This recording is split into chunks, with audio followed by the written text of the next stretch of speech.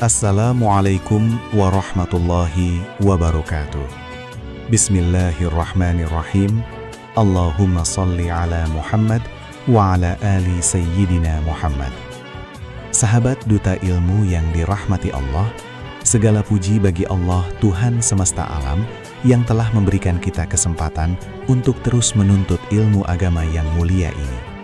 Pada kesempatan yang sangat berharga ini, kita akan mengupas tuntas satu tema krusial dalam fikih ibadah yang menjadi kunci sahnya sholat dan kehormatan seorang muslim, yaitu tentang pemahaman hadath dan batasan aurat. Sahabat Duta Ilmu, sebelum kita melangkah lebih jauh, kita harus menyadari bahwa agama Islam adalah agama yang sangat memperhatikan kesucian dan kehormatan penganutnya. Kesucian tidak hanya bersifat lahiriah, namun juga batiniah. Namun dalam konteks fikih praktis, kita mengenal istilah hadath yang sangat erat kaitannya dengan syarat sahnya ibadah-ibadah tertentu, seperti sholat, tawaf, dan memegang mushaf Al-Quran. Secara bahasa, hadath berarti peristiwa atau sesuatu yang baru terjadi. Namun dalam istilah syar'i, hadath adalah suatu keadaan tidak suci pada diri seorang muslim yang menyebabkan ia terhalang untuk melaksanakan ibadah tertentu. Hadath ini terbagi menjadi dua macam, yaitu hadath kecil dan hadath besar. Sahabat Duta Ilmu, mari kita bahas satu persatu agar kita memiliki pemahaman yang utuh. Pertama adalah hadath kecil. Hadath kecil ialah kondisi tidak suci yang mewajibkan seseorang untuk berwudu jika ingin melakukan ibadah yang mensyaratkan kesucian. Seseorang dikatakan sedang dalam kondisi hadath kecil apabila ia mengalami hal-hal yang membatalkan wudu, seperti keluarnya sesuatu dari dua lubang pelepasan, kubul dan dubur, menyentuh kemaluan dengan telapak tangan, tidur lelap yang menghilangkan kesadaran, atau bersentuhan kulit antara laki-laki dan perempuan yang bukan mahram. Menurut pendapat sebagian mazhab, cara mensucikannya sangatlah sederhana, namun harus tertib, yaitu dengan berwudu sesuai dengan rukun-rukunnya. Sahabat Duta Ilmu, jenis yang kedua adalah hadath besar.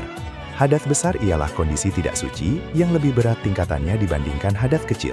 Hadath besar ini mewajibkan seseorang untuk melakukan mandi jinabat atau mandi wajib guna mensucikan dirinya. Perkara yang menyebabkan seseorang menanggung hadath besar antara lain adalah keluarnya sperma atau air mani bagi laki-laki maupun perempuan, melakukan hubungan suami istri, selesainya masa haid bagi wanita, selesainya masa nifas setelah melahirkan, serta proses melahirkan itu sendiri. Selama seseorang masih dalam keadaan hadas besar, ia dilarang melakukan syalat, berdiam diri di masjid, membaca atau menyentuh Al-Quran, dan melakukan tawaf. Pensuciannya harus dilakukan dengan mengalirkan air ke seluruh anggota tubuh, dari ujung rambut hingga ujung kaki dengan niat yang benar. Sahabat Duta Ilmu, setelah kita memahami tentang hadas, poin penting selanjutnya yang wajib dipahami oleh setiap muslim adalah mengenai batasan aurat. Aurat adalah bagian tubuh yang wajib ditutup dan tidak boleh diperlihatkan kepada orang yang tidak berhak melihatnya menurut hukum syara. Menutup aurat bukan sekedar tradisi atau budaya, melainkan bentuk ketaatan mutlak kepada perintah Allah demi menjaga kemuliaan manusia itu sendiri. Aurat ini dibagi menjadi 4 kategori utama berdasarkan situasi dan siapa yang kita hadapi. Sahabat Duta Ilmu, kategori pertama adalah aurat bagi orang laki-laki. Batasan aurat bagi laki-laki, baik itu di dalam sholat maupun di luar sholat, adalah daerah di antara pusar dan lutut. Ini berarti bagian pusar itu sendiri dan lutut harus tertutup dengan sempurna saat melaksanakan sholat agar ibadahnya sah. Perlu dicatat pula bahwa batasan yang sama juga berlaku bagi seorang budak perempuan atau amat. Meskipun di zaman sekarang sistem perbudakan sudah tidak ada lagi, namun ilmu ini tetap menjadi bagian dari literatur fikih kita. Meskipun batas minimalnya adalah antara pusar dan lutut, namun demi kesopanan dan adab di hadapan Allah, seorang laki-laki dianjurkan menggunakan pakaian yang pantas dan menutup pundaknya saat sholat.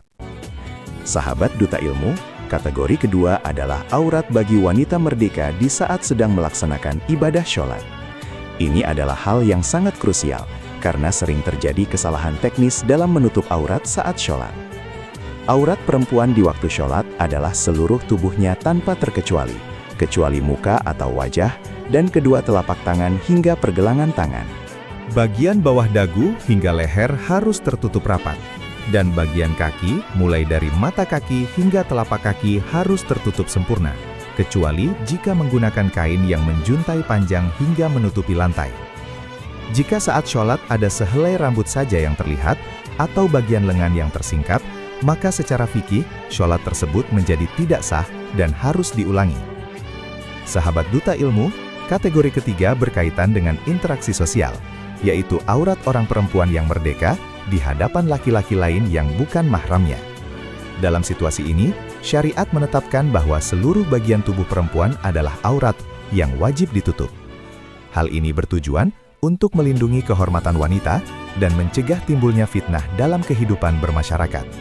Menutup tubuh dengan pakaian yang longgar dan tidak transparan adalah bentuk implementasi dari perintah Allah dalam Al-Quran agar para wanita lebih mudah dikenal sebagai wanita terhormat dan tidak diganggu. Sahabat Duta Ilmu, kategori keempat adalah aurat perempuan ketika berada di hadapan mahramnya sendiri atau saat berada di tengah sesama kaum perempuan.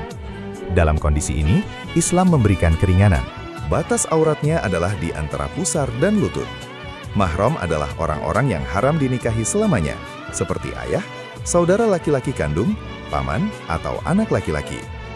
Meskipun batasannya antara pusar dan lutut, namun tetap ditekankan prinsip kesopanan dan rasa malu di dalam lingkungan keluarga. Sahabat Duta Ilmu, memahami detail tentang hadas dan aurat adalah pondasi utama dalam membangun kesalehan pribadi. Kita tidak mungkin bisa menghadap Allah dalam sholat dengan sempurna jika kita tidak mengerti cara bersuci dari hadas atau tidak tahu batas aurat yang benar. Pengetahuan ini adalah cahaya yang akan menuntun kita pada ibadah yang berkualitas dan diterima oleh Allah. Mari kita terus belajar dan memperbaiki diri. Karena setiap detik yang kita gunakan untuk memahami agamanya akan dihitung sebagai pahala yang besar. Demikianlah pembahasan kita pada hari ini mengenai macam-macam hadas dan pembagian aurat sesuai tuntunan syariat. Semoga penjelasan ini bermanfaat bagi kita semua dan menambah khazanah keislaman kita. Jangan lupa untuk menekan tombol like dan subscribe channel Duta Ilmu ini agar sahabat tidak tertinggal video-video menarik lainnya yang penuh dengan ilmu dan inspirasi. Mari kita sebarkan kebaikan ini dengan membagikan video ini kepada kerabat dan teman-teman tercinta. Sampai jumpa di video selanjutnya. Assalamualaikum warahmatullahi wabarakatuh.